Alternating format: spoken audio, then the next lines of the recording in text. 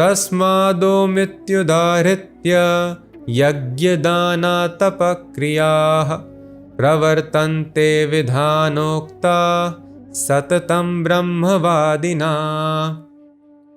Thus the transcendentalists undertake sacrifices, charities and penances beginning always with Om to attain the Supreme. So Om Tat Sat has to be chanted while doing any act of sacrifice, penance or austerity. These were chanted by Lord Brahma in the beginning of creation, and thus in displic succession, everyone in executing any spiritual endeavor should execute it while chanting Om Tat Sat. What does it mean? That is explained here. Om Tat Sat represents the absolute truth. Tasmat Om iti udaharitya. All the transcendentalists, they utter the Vedic mantras beginning with this word Om. What is this Om?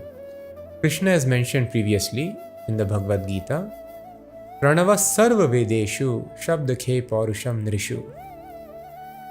I am the first syllable of all the Vedic mantras, that is Om. Just like Brahma Jyoti is representation, effulgence of Supreme Lord. If you see the sunlight, sunlight is representing sun. Although sunlight does not mean I am actually seeing the sun globe or the sun god. In a similar fashion, Brahma Jyoti represents Krishna. Brahmano hi pratishtaham, that is coming from Krishna, the Supreme Lord. In a similar fashion, when the Supreme Lord is presented in alphabets, that is Om. Om is impersonal representation of Krishna.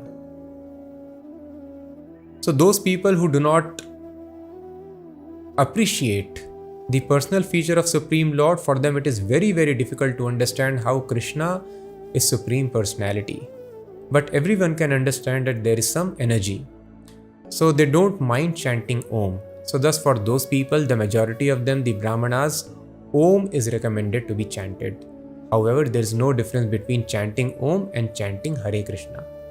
Krishna and Om are the same. And we chant Krishna because we understand the highest form of understanding absolute truth is the personality of absolute truth.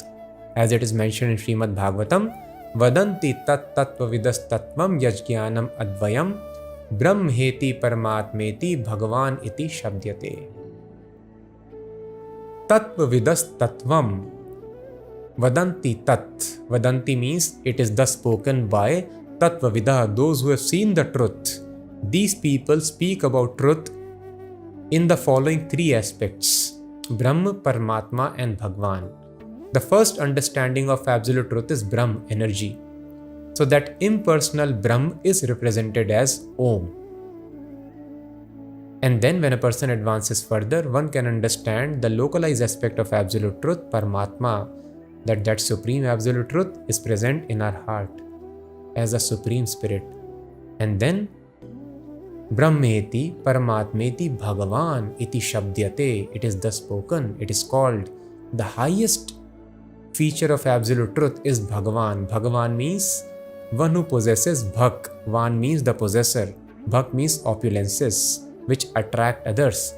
Ashvaryasya samagrasya viryasya yashasya. Beauty, knowledge, renunciation, wisdom. These things are very, very attractive. So one who possesses all these 6 features in completion, he is called Bhagavan. One who is most beautiful, most rich, most wise, most strong, and most renounced also at the same time. He is called Bhagavan. So this feature, Bhagavan feature, only a person can be beautiful. Only a person can possess wealth. Only person can possess fame. So thus, Bhagavan feature is the highest understanding. So the topmost transcendentalists, they chant, that is why Krishna tells, Sarva guhyatamam bhuyah. The topmost understanding is this, my personal feature. So everyone is not expected. But this everyone in the training, proper brahmachari training, in the Gurukul, everyone is expected to learn at least the impersonal feature, Om is the absolute truth. So that is why this is the general recommendation which is mentioned here. You chant Om. So Om is there in all the Vedic mantras. to indicate that unless Om is present, the absolute truth is present, everything else is rendered ineffective. Janmadi asya yataha.